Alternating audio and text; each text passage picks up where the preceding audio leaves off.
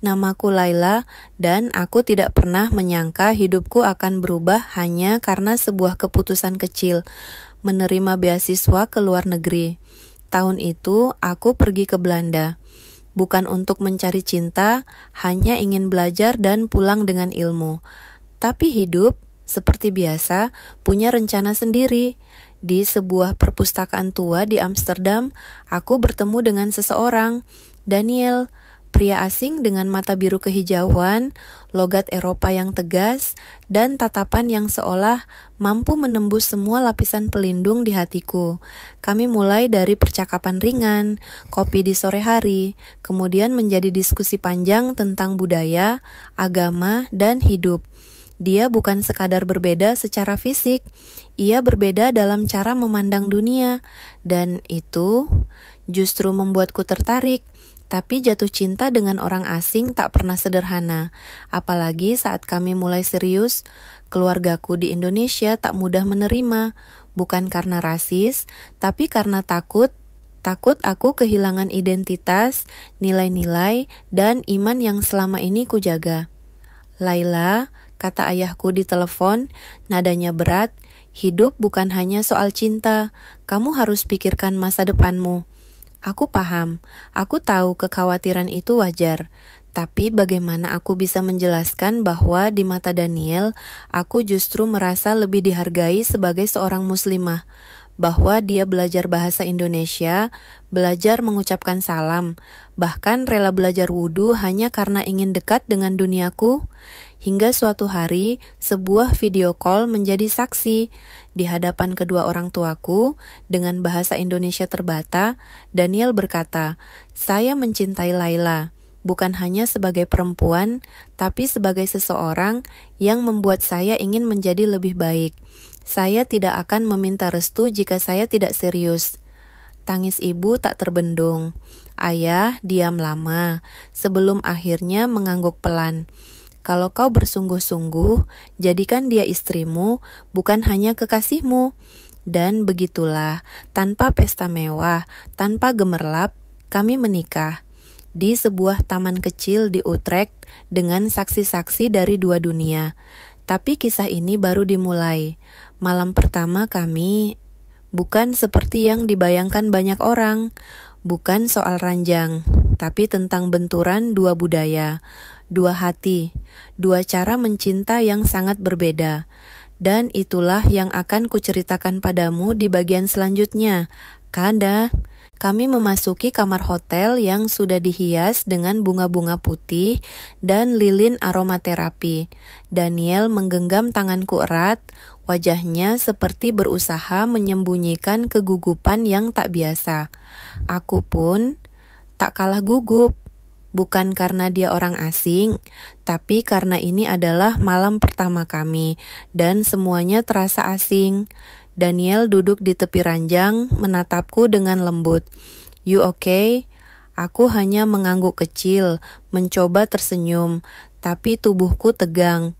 Bukan karena takut, tapi karena begitu banyak hal bergemuruh di dalam kepalaku.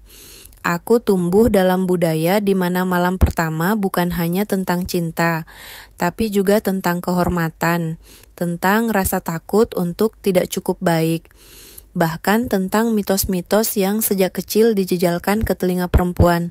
Sementara di matanya, aku tidak tahu apa yang ia harapkan. Ia berdiri, membuka koper dan memberiku sesuatu. "Ini buat kamu," katanya. Sebuah kotak kecil berisi syal sutra dan buku tipis berjudul "Bagaimana Mencintai Seorang Perempuan Muslim." Aku tertawa pelan, tertawa dan nyaris menangis. "Kamu serius baca ini?" Dia mengangguk. "Aku mau mengerti, bukan cuma kamu, tapi juga semua yang membentukmu, agamamu, budayamu, ketakutanmu." Aku tidak tahu harus bilang apa. Aku hanya bisa duduk di sebelahnya, dan untuk pertama kalinya malam itu, kami benar-benar bicara dari hati ke hati. Daniel mengaku gugup. Katanya, ia takut mengecewakanku, bahwa mungkin ia tidak tahu bagaimana menjadi suami yang baik, menurutku. Ia tumbuh dalam keluarga yang terbuka secara fisik, sementara aku belajar menahan sentuhan hingga akad tiba. Kamu tahu, ujarku pelan, malam pertama di sini, di budaya kami, bisa jadi menakutkan. Banyak perempuan tidak siap, tapi merasa harus siap. Dan itu menyakitkan. Dia diam. Matanya menatapku lama. Lalu dengan nada sangat lembut ia berkata, malam ini kita bisa tidur saja, berpelukan, tanpa apa-apa. Kita mulai saat kamu siap. Bukan saat dunia berkata kamu harus siap. Jantungku rasanya ingin meledak. Malam itu kami hanya saling memeluk, saling bercerita. Tidak ada gairah yang dipaksakan, hanya ada ruang. Ruang untuk mengenal lebih dalam, ruang untuk merasa aman. Dan itulah pertama kalinya aku merasa dicintai dengan cara yang paling manusiawi. Tapi tentu saja, perjalanan kami baru dimulai. Karena tidak semua perbedaan bisa dilebur hanya dengan pelukan. Tunggu sampai kamu tahu apa yang terjadi di pagi harinya. Cahaya pagi menyusup masuk melalui tirai tipis. Udara sejuk menyentuh kulitku, tapi yang paling kurasakan adalah lengannya yang masih melingkari tubuhku. Kami tertidur semalaman dalam pelukan. Bukan pelukan yang menggoda, tapi pelukan yang menenangkan, menegaskan bahwa aku benar-benar tidak sendiri lagi. Aku membuka mata pelan. Daniel masih tertidur, napasnya pelan dan tenang.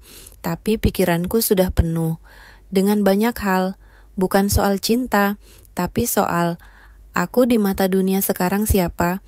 Aku bangkit perlahan, mengambil mukena yang sudah kusiapkan, dan melaksanakan salat subuh di sudut kamar. Saat aku selesai, aku melihat Daniel menatapku dari balik selimut. Matanya sendu tapi hangat. You look peaceful, katanya sambil tersenyum kecil. Aku hanya membalas dengan senyum singkat. Tapi jujur, di dalam hatiku ada kekalutan. Daniel bangkit, memelukku dari belakang dan bertanya, "Are you okay?" Dan untuk pertama kalinya, aku menjawab jujur. Aku nggak tahu. Pagi ini rasanya asing. Aku bangun bukan di rumahku, bukan dengan keluargaku, dan sekarang aku jadi istri dari seseorang yang bahkan tidak tahu rasanya lebaran di kampung. Keheningan melingkupi kami. Daniel tidak tersinggung, tapi dia terlihat terluka. "Laila," katanya pelan, "aku tahu aku nggak akan pernah bisa jadi laki-laki sempurna menurut keluargamu atau budaya kamu, tapi aku mau belajar. Aku bersamamu bukan cuma untuk senyuman dan malam yang indah. Aku bersamamu untuk hari-hari seperti ini, saat kamu merasa ragu. Saat kamu ingin pulang, padahal rumah itu sekarang kita ciptakan bersama." Aku menatapnya lama. Ada bagian dalam diriku yang ingin percaya sepenuhnya, tapi juga ada bagian yang masih takut. Bukan pada dia, melainkan pada apa yang mungkin terjadi saat cinta diuji oleh realitas. Perbedaan bahasa, makanan, cara menyelesaikan masalah, cara membesarkan anak nanti. Bisakah cinta cukup? Itu pertanyaan yang menggantung di kepalaku pagi itu. Dan jawabannya belum datang. Tapi yang aku tahu, saat dia menyeduhkan teh dan menyodorkannya sambil berkata, "Ini untuk istri cantikku," dengan logat yang lucu dan kaku, aku tersenyum meski hatiku belum sepenuhnya tenang. Karena cinta kami baru saja dimulai. Dan ujian pertama datang lebih cepat dari yang kami kira. Hari itu adalah hari pertama kami benar-benar tinggal bersama sebagai suami istri.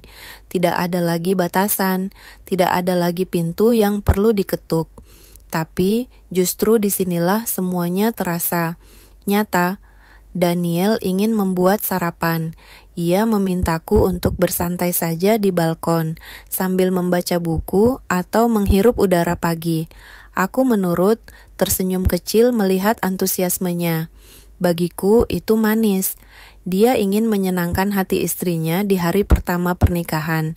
Beberapa puluh menit kemudian, dia datang membawa nampan, 2 piring besar dengan omelet keju, roti panggang, dan bacon. Aku menatap piring itu. Diameter, look, katanya dengan bangga. I googled first breakfast for wife and tried my best. Dia menaruh piring di hadapanku, dan saat itu juga mataku terasa panas. Bukan karena haru, tapi karena salah satu makanan di situ, bacon, adalah daging babi. Haram. Daniel melihat wajahku berubah. Why? You don't like it? Aku menarik napas dalam. Daniel, itu babi. Aku nggak bisa makan itu. Wajahnya langsung pucat. Oh no. I'm sorry. I didn't know. I just thought maybe if it's cooked, it's okay. Aku menunduk, bukan marah padanya, tapi kecewa pada diriku sendiri. Sudah berapa lama kami bersama, dan hal sesederhana ini pun belum ia pahami. Aku Muslim, dan kamu tahu itu.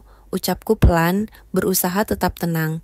Ini bukan soal makanan, ini soal kepercayaan. Aku nggak bisa menjelaskan betapa berat rasanya lihat suamiku justru menyajikan sesuatu yang bertentangan dengan imanku. Daniel terdiam. Ia duduk, menunduk, lalu memegang kepalanya. I messed up. I really messed up. Aku tak sanggup bicara lagi.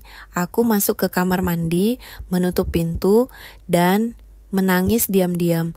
Bukan karena benciku padanya, tapi karena rasa takut. Bagaimana kami bisa berjalan bersama kalau ia tak bisa memahami dasar keyakinanku? Beberapa menit kemudian, dari balik pintu, kudengar suaranya. Laila, I just want you to know that I threw the bacon away.